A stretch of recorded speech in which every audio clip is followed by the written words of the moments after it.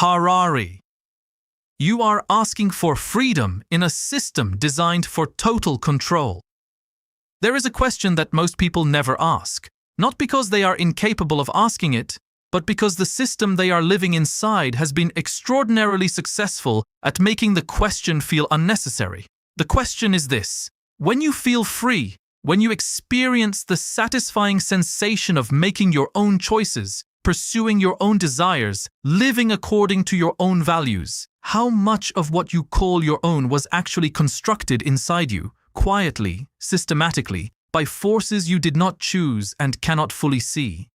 How much of what feels like freedom is actually the experience of moving freely within a space whose boundaries were drawn for you long before you became conscious of them? And how much of what you experience as your authentic self, your genuine preferences, your real values, your deepest convictions, was shaped by systems whose primary interest was never your flourishing but your predictability? Yuval Noah Harari has spent his intellectual life confronting questions that most of us prefer to leave unexamined, and this is among the most unsettling he has raised. Not because it is new, philosophers from Rousseau to Foucault have been asking versions of it for centuries, but because the specific form the question takes in the current technological moment is qualitatively different from any previous version, more urgent, more concrete, and more difficult to dismiss as the abstract concern of philosophers who have nothing more pressing to worry about. The system that Harari is describing is not the soft ambient conditioning of culture or the persuasive influence of advertising. It is something with far greater precision, far greater reach, and far greater power than any previous mechanism of social control in human history. And it is being built right now in the specific architecture of the digital platforms, the algorithmic governance systems, and the data collection infrastructure that now mediates an increasing proportion of daily life for billions of people across the world.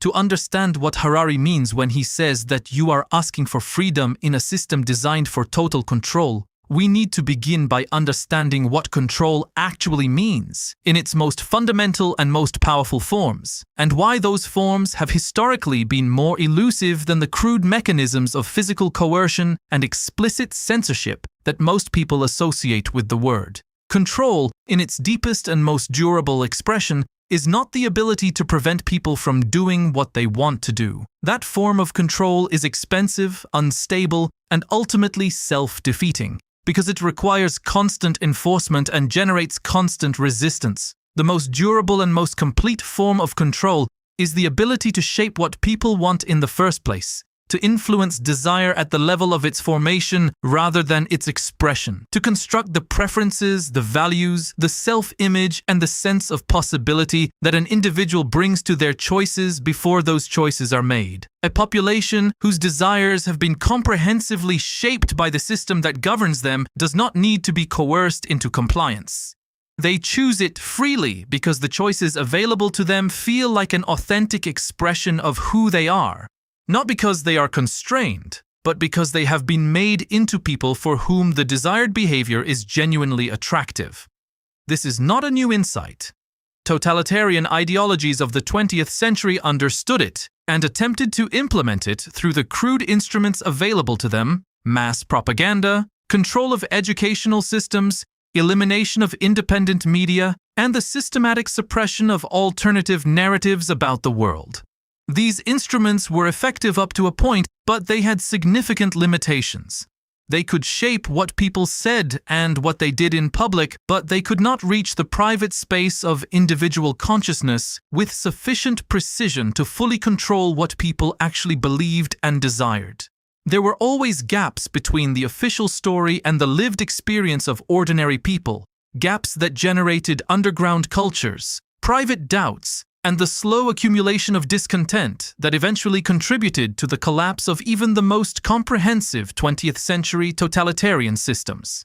The technology of control that existed in the 20th century was simply not sophisticated enough to close those gaps completely. The technology of control that is being developed and deployed in the 21st century is different in ways that matter enormously for the question of freedom. The digital infrastructure that now mediates so much of human experience, the platforms through which people communicate, the feeds through which they consume information, The recommendation systems through which they discover entertainment and news and ideas, the search engines through which they explore the world and answer their questions, the social networks through which they maintain relationships and manage their public identity. These systems collect data about human behavior at a scale, a precision, and a continuity that no previous instrument of social observation has approached. Every click, every pause, every search, every purchase, every message, every reaction, every moment of engagement and disengagement feeds into systems that are building continuously and in real time a model of each individual user that is, in certain respects, more accurate and more detailed than any model that individual maintains of themselves. These models are not collected out of idle curiosity. They are collected because accurate models of human behavior enable accurate prediction of human behavior, and accurate prediction of human behavior enables the ability to shape it. When a platform knows with high confidence what a particular individual will find engaging, arousing, frightening, or validating, it can construct an information environment for that individual that reliably produces the behavioral responses the platform seeks. And the behavioral responses most platforms primarily seek are the ones that maximize engagement, time spent on the platform, content interacted with, purchases made, and the emotional states, primarily anxiety, outrage, and the craving for social validation that most reliably produce those behaviors. The system is not designed with the malice of a totalitarian state. It is designed with the cold efficiency of a commercial enterprise whose business model is the continuous optimization of human behavioral outputs. But the mechanisms of control it deploys are, in certain critical respects, more powerful than those available to the most sophisticated totalitarian regimes of the 20th century.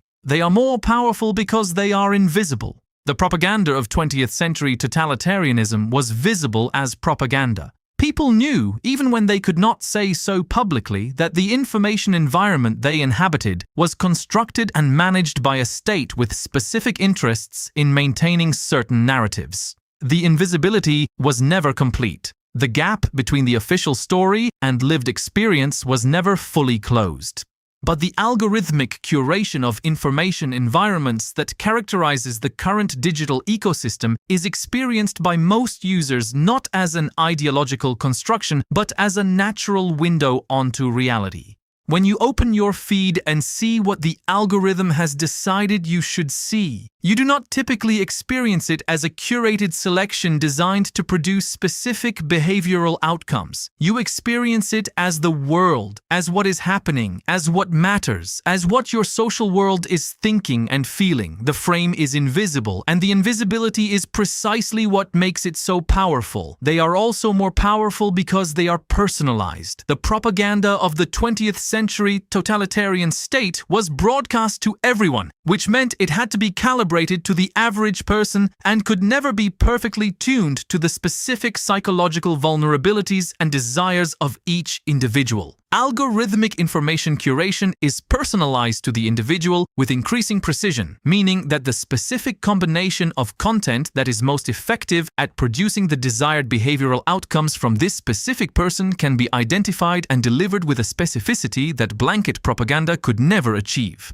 Your specific fears, your specific desires, your specific social anxieties, your specific political sensitivities, your specific sources of validation and shame are all, to the degree that your behavioral data reveals them, available as inputs to systems that can construct an information environment precisely calibrated to your individual psychological architecture. And they are more powerful because they are continuous. The propaganda of the 20th century could be encountered and then escaped. You could leave the rally, close the newspaper, turn off the radio, and return to a space of private experience that was not continuously constructed by the system.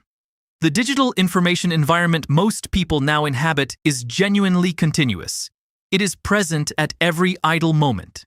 It is the first thing many people encounter in the morning and the last thing they engage with before sleep. It is carried in the pocket, available to fill every interval of potential unmediated experience. The private space of consciousness that was always, however, partially outside the reach of previous systems of social control has been, for many people, substantially colonized by the continuous availability of algorithmically curated content.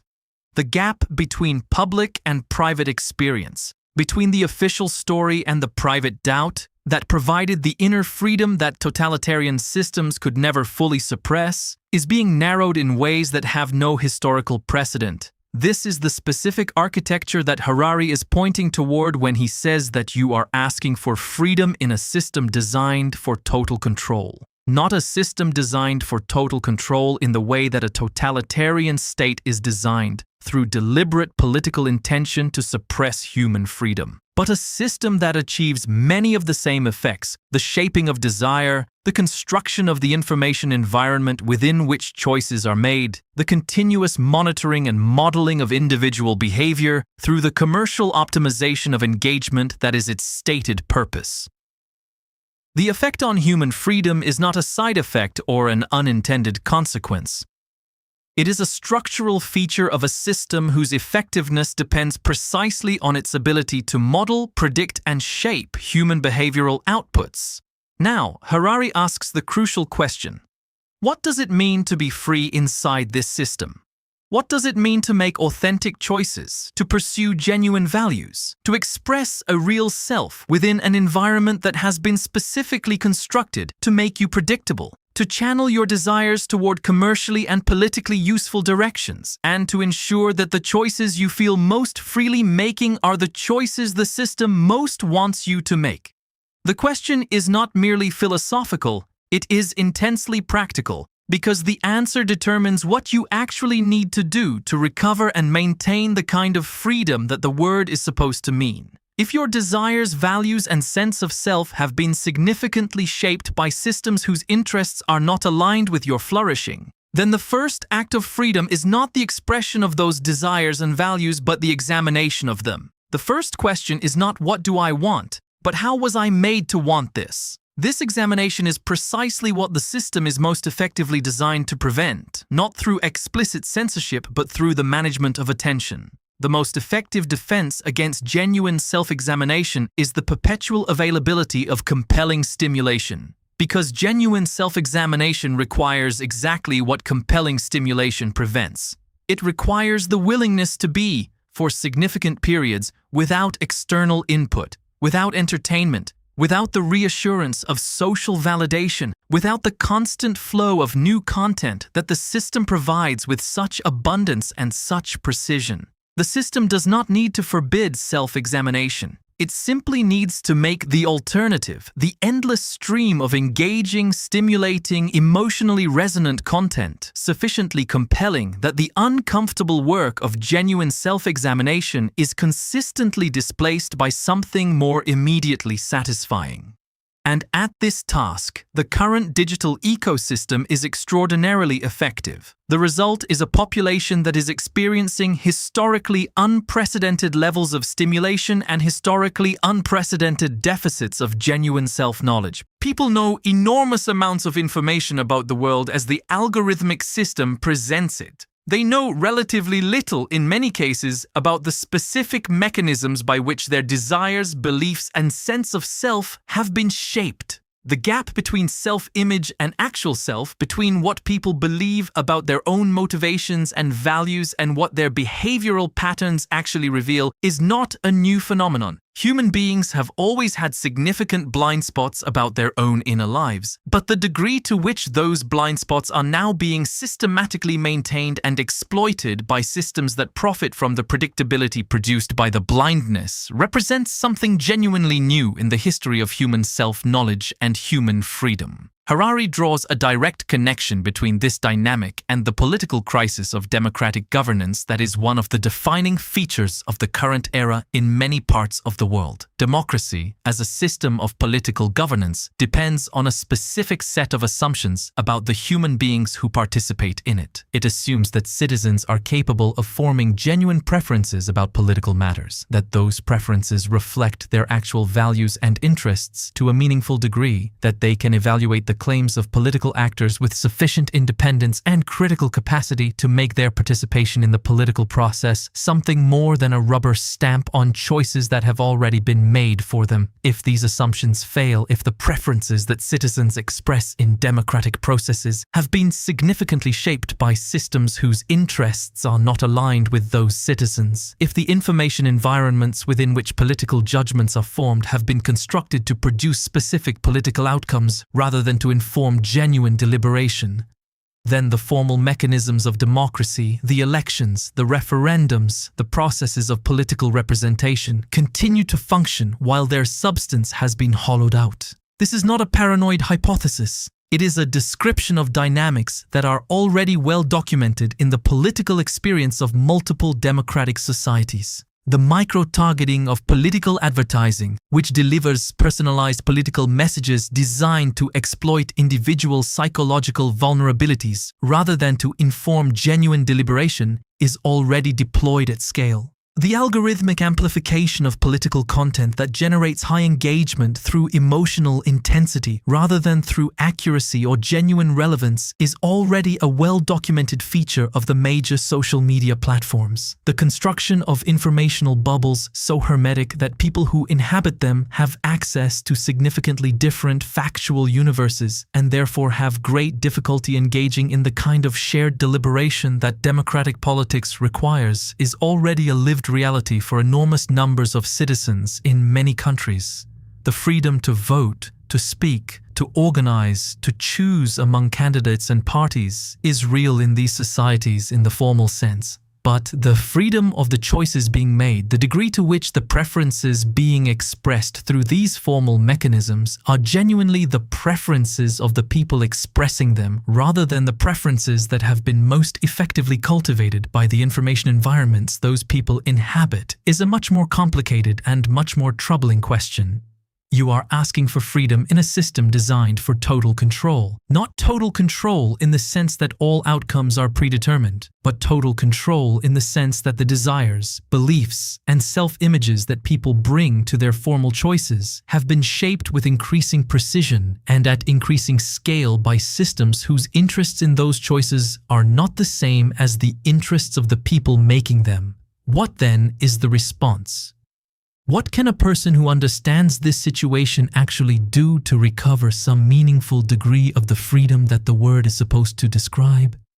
Harari does not offer easy answers, and his resistance to easy answers is principled rather than evasive. He believes, and his analysis supports the belief, that the first and most essential response is the one that is most consistently displaced by the system, which is the development of genuine self-knowledge. Not self-knowledge in the sense of the curated self-narrative that social media encourages, the carefully constructed story of who you are that you present to your followers and connections. But self-knowledge in the genuinely uncomfortable sense of understanding the mechanisms by which your desires and beliefs and values were formed, being able to distinguish between what you genuinely care about after honest reflection and what you have been made to care about through systematic exposure to specifically designed stimuli, and maintaining the willingness to have that distinction updated continuously as new evidence about your own patterns becomes available. This is not primarily an intellectual project. It is a practice, a daily, ongoing commitment to the kind of honest self-observation that the system is most effectively designed to crowd out. It requires regular periods of genuine silence, of being without external stimulation long enough for the inner experience that the stimulation normally drowns out to become audible. It requires the willingness to notice the specific emotional states that different kinds of content produce, and to ask honestly whether those states represent genuine responses to things that actually matter or are primarily the product of algorithmic optimization for engagement. It requires the cultivation of a relationship with your own inner experience that is more attentive and more honest than what the ordinary pace and distraction level of contemporary life makes possible without deliberate effort. The second response is what might be called the deliberate reconstruction of epistemic sovereignty, the recovery of meaningful control over the information environment within which you form your beliefs and judgments about the world. This is not the same as avoiding information or retreating into a bubble of chosen ignorance. It is the deliberate effortful process of seeking out information that has not been selected for you by systems whose selection criteria you do not control and whose interests are not aligned with your genuine understanding. It means actively choosing rather than passively receiving the informational inputs through which your picture of the world is constructed. It means seeking out sources and perspectives that the algorithm would be unlikely to deliver to you because they are not optimized for engagement and therefore do not perform as well in the metrics by which algorithmic systems select content for amplification. It means treating the ease with which a piece of information reached you as a signal about what interests its delivery serves rather than as evidence of its importance or its accuracy. The third response concerns the relationship between individual freedom and collective action. And this is where Harari's analysis connects most directly to the political dimension of the situation he is describing. Individual self-knowledge and individual epistemic sovereignty are necessary but not sufficient responses to a challenge that is structural in nature. The architecture of the digital information environment is not a product of individual choices that individual people can opt out of independently without significant collective cost. It is the product of specific regulatory, economic, and technological choices made by specific actors with specific interests. Choices that have produced an information ecology whose characteristics are now determinative for the political and cultural life of entire societies. Changing those characteristics requires collective political action, the kind of action that democratic societies are supposed to be capable of when citizens identify that the systems governing their lives are producing outcomes inconsistent with their values and interests. The problem, as Harari notes with characteristic precision, is that the very mechanisms through which collective political action is organized, the information environments, the communication platforms, the social networks that allow citizens to identify shared concerns, coordinate their responses, and bring political pressure to bear on specific issues, are the same mechanisms that are currently shaped by interests whose alignment with the interests of citizens seeking greater freedom is questionable at best. The tools of democratic action have been embedded in an architecture of commercial control that shapes their use in specific directions, amplifying the emotional and tribal dimensions of political engagement while depressing the more deliberative, more evidence-responsive, and more genuinely collaborative dimensions that effective collective action requires. Using the master's tools to dismantle the master's house, to recall Audre Lorde's formulation, is genuinely difficult when the tools themselves are designed to make certain kinds of dismantling harder to organize and harder to sustain. This does not make collective action impossible. It makes it more difficult and more demanding than it would be in an information environment better designed to support genuine democratic deliberation. And it places a specific premium on the kinds of face-to-face, community-based, relationship-grounded forms of political organization that are less susceptible to the distortions of algorithmically curated information environments because they operate at least partly outside them. The community meeting, the neighborhood organization, the sustained relationship between citizens and their local representatives, the forms of civic engagement that involve physical presence and genuine human encounter rather than digital interaction. These are not nostalgic retreats from the efficiency of digital organizing. They are, in the current environment, often more reliable foundations for the kind of sustained, complex, non-tribal collective action that meaningful democratic response to structural challenges requires. There is also a dimension of Harari's thinking on freedom and control that concerns what he calls the question of who controls the data about you. Because in the emerging political economy of the 21st century, data about human beings is power over human beings in a way that is both more total and more difficult to resist than most previous forms of political and economic power. The person or entity that possesses a comprehensive, continuously updated model of your desires, fears, behavioral patterns, psychological vulnerabilities, social relationships, and decision-making tendencies possesses a form of leverage over you that is different in kind from any leverage that could be exercised through property rights or legal authority or physical coercion. Because it enables influence at the level of desire formation, rather than merely at the level of desire expression, at the level of who you are becoming, rather than merely at the level of what you are allowed to do. The political question of data ownership, of who has the right to collect, possess, use, and profit from the detailed behavioral models that digital systems now routinely construct of billions of individuals is therefore not a narrow technical or legal question about privacy in the conventional sense. It is a question about the fundamental conditions of human freedom in the emerging political order of the 21st century. The person whose behavioral data is owned by entities whose interests are not aligned with their own is, in a very precise sense, a less free person than a person whose behavioral data is either not collected or is owned by institutions that are accountable to them. Not less free in the formal sense of having fewer legally guaranteed rights, but less free in the substantive sense of being less capable of forming and expressing preferences that are genuinely their own, rather than the product of systems designed to make their preferences predictably useful to others. This is why Harari insists that the political struggles of the coming decades will be fought not primarily over territory or resources in the traditional sense, but over data. Over who has the right to construct and use the behavioral models of populations. Over what forms of algorithmic influence over human desire and belief are permissible and what forms cross lines that must be collectively drawn and enforced. Over whether the architecture of the digital information environment will be designed to support human freedom and democratic deliberation, or to maximize the commercial optimization of human behavioral outputs. These are the battles that will determine, more than any election or diplomatic negotiation or military confrontation, what kind of freedom is actually available to human beings in the world that is being built.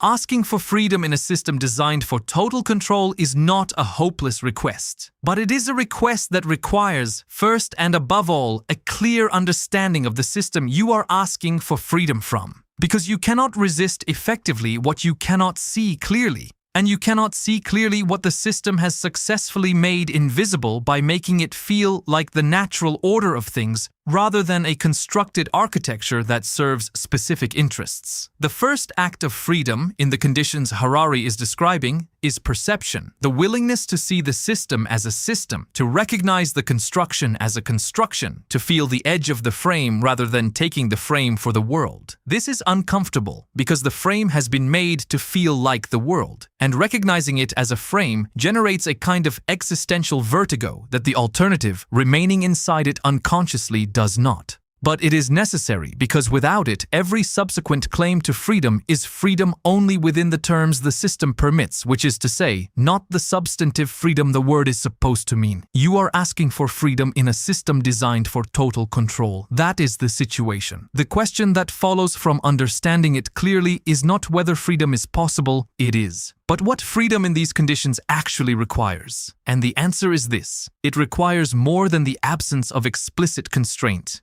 It requires the difficult, continuous, imperfect, but essential work of recovering and maintaining genuine contact with your own inner experience, genuine sovereignty over the information environment within which you form your beliefs, genuine community with people whose engagement with the world is honest enough to create the friction of real encounter, and genuine participation in the collective political work of shaping the systems that are currently shaping you. It requires, in short, the most demanding version of what freedom has always required, the willingness to be actually responsible for the self that you bring to your choices, rather than accepting without examination the self that the system has been quietly constructing. That is hard. It has always been hard. It is harder now than it has been before because the systems involved are more sophisticated, more pervasive, and more invisible than any previous system of social construction and control. But the hardness is proportional to the importance. And the importance in the specific conditions of the current moment is as great as it has ever been in the history of human beings trying to understand what it means to actually be free. The system was designed for total control. Your awareness of that design is the beginning of the only freedom that is actually available. Not the comfortable freedom of moving within the frame without noticing it, but the difficult, wide-awake, genuinely sovereign freedom of a person who sees the frame, understands who built it and why, and chooses, every day, with full awareness of what they are choosing, to live with as much genuine contact with reality as they can maintain. That is what freedom means in a system designed for total control. It is not given, it is made. And the making of it is the most important work available to any human being in the world that is currently being built around them.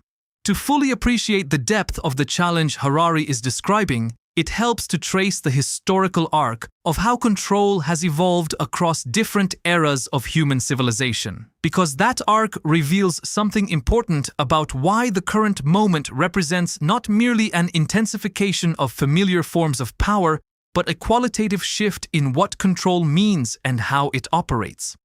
Every era of human civilization has developed its characteristic mechanisms of social control, mechanisms by which those with power have shaped the behavior of those without it, and each era's mechanisms have reflected the specific technologies and social arrangements available to it. In the earliest complex societies, control operated primarily through the combination of physical coercion and sacred authority. Kings and priests maintained order through the credible threat of violence and the equally credible promise of divine punishment for transgressors. The effectiveness of this system depended on its visibility. The sword had to be seen to be feared. The sacred had to be publicly performed to be believed. And precisely because control required this kind of public performance, it was limited in its reach. The interior life of the individual, the private thoughts and doubts and desires that were never publicly expressed, remained genuinely beyond its grasp. People complied outwardly with the demands of king and priest while maintaining, in the privacy of their own minds, whatever thoughts the public performance required them to suppress. The gap between the outer compliance and the inner reality was never closed, and it was in that gap that genuine human freedom, however constrained in its outward expression, continued to reside. The development of modern state bureaucracy and mass media in the 19th and 20th centuries extended the reach of control significantly, but not infinitely. Mass education allowed the state to shape the frameworks through which large populations understood themselves and their world from childhood. Mass media allowed the construction of shared information environments within which millions of people could be simultaneously exposed to the same narratives, the same images, the same frameworks of interpretation. The propaganda systems of the 20th century's most ambitious totalitarian regimes took these capabilities to their logical extreme, attempting to construct entire social realities, complete with their own history, their own vocabulary, their own categories of legitimate and illegitimate experience, within which the populations under their control would live and think. But even these systems, impressive in their scope and terrifying in their human consequences, had a fundamental limitation. They could construct the public environment of shared meaning with considerable effectiveness. They could not construct the private interior of individual consciousness with equivalent completeness. There were always the kitchen table conversations that happened beyond the reach of the informant. Always the jokes whispered between trusted friends that acknowledged the gap between the official story and the experienced reality. Always the inner reservations, the private doubts, the persistent awareness that what one said in public and what one actually believed were not entirely the same thing. The control was real and its consequences were severe, but it was not total because the technology of the era did not permit access to the interior of individual experience with sufficient precision to close the gap between public performance and private reality.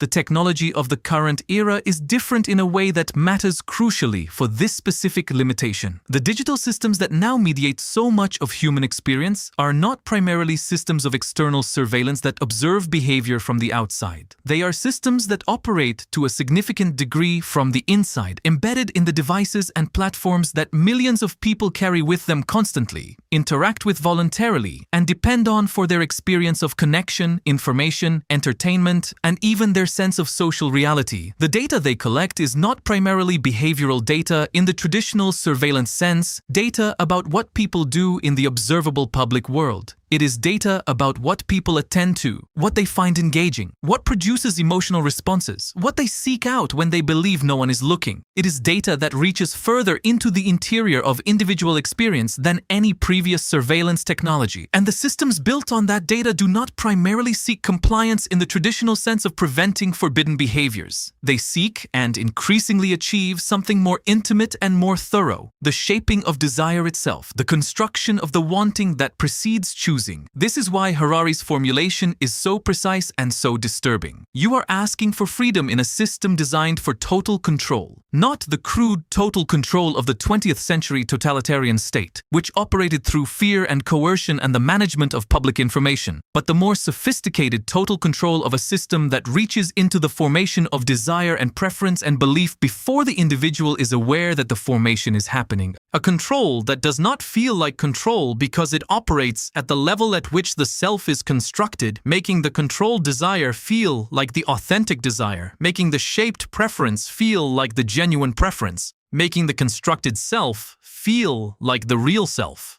This distinction between control that operates on the self from the outside and control that operates in the construction of the self from the inside is philosophically crucial and practically enormous. Control that operates from the outside can in principle be resisted because the self doing the resisting is at least partly independent of the control it is resisting. The dissident in the totalitarian state who privately rejects the official ideology has a self that is in genuine conflict with the system, and that genuine conflict is the source of the resistance.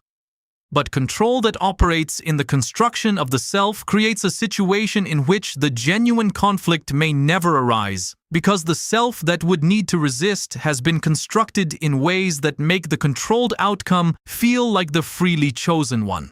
This is not a situation of successful resistance. It is a situation in which the need for resistance is never experienced, which is both more comfortable and more complete. The people most vulnerable to this form of control are not the least educated or the least intelligent in the conventional sense. They are, paradoxically, often the most engaged, the most active users of the systems that produce this form of control, the people whose daily lives are most thoroughly mediated by algorithmically curated information environments, who spend the most time in the specific attentional condition, continuous partial attention divided across multiple streams of incoming content that the systems most effectively exploit. The person who reads less, who spends more time in direct physical experience of the actual world, who maintains more significant portions of their daily life outside the reach of algorithmic curation may, paradoxically, be somewhat less thoroughly shaped by the system, not because they have made a conscious choice to resist it, but simply because less of their attention and experience passes through the systems that shape attention and experience. This observation does not lead to a simple prescription of technological abstinence, and Harari does not advocate for it. The digital systems that are involved in this form of control are also the systems through which much of contemporary social, professional, and political life is organized, and withdrawal from them entirely is neither practically possible for most people nor clearly desirable as a general social prescription. What the observation does lead to is a specific form of intentionality about the relationship one maintains with these systems, a relationship characterized by deliberate choice about how, when, and for what purposes they are engaged rather than the passive, continuous ambient engagement that is the condition they are most designed to produce.